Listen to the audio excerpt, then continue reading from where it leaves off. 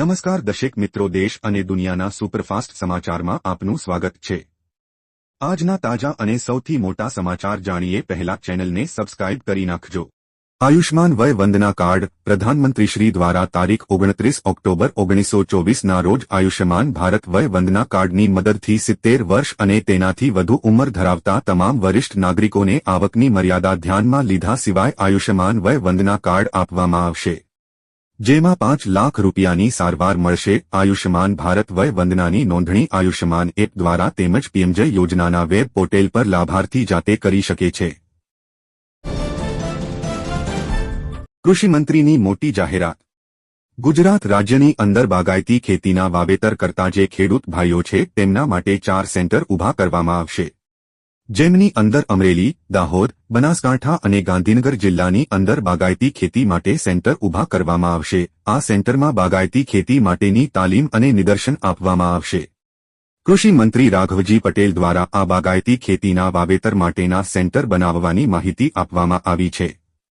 ઉલ્લેખનીય છે કે બાગાયતી ખેતી ખેડૂતોને વધારાની આવક મેળવવામાં મદદ કરે છે।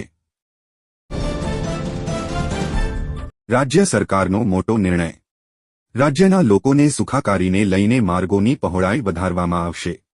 ભારે ટ્રાફિક ધરાવતા રસ્તાઓને વધુ સરસલામત અને ઝડપી વાહન વ્યવહાર યોગ્ય રાખવા એકસ્ટ માર્ગોની પહોળાઈ વધારવા માટે ₹2995 કરોડ મંજૂર કરવામાં આવ્યા છે, જેમાં 21 રસ્તાઓની 203.41 કિલોમીટર લંબાઈને 4 લેન કરવા ₹1146.44 કરોડ, 15 માર્ગોની 221.45 કિલોમીટર લંબાઈને 10 મીટર પહોળા કરવા ₹580.16 કરોડ વપરાશે। 3 મહિનાનું રિચાર્જ ફ્રી। જાણો, સોશિયલ મીડિયા પર અવારનવાર કેટલાક મેસેજને વિડીયો વાયરલ થતા હોય છે, જેમાંથી કેટલાક ભ્રામક હોય છે। હાલ વોટ્સએપ પર આવો જ એક મેસેજ વાયરલ થઈ રહ્યો છે, જેમાં પીએમ મોદી 3 મહિનાનું રિચાર્જ ફ્રી આપી રહ્યા હોવાનો દાવો કરવામાં આવ્યો છે। જો કે આ દાવો ખોટો છે।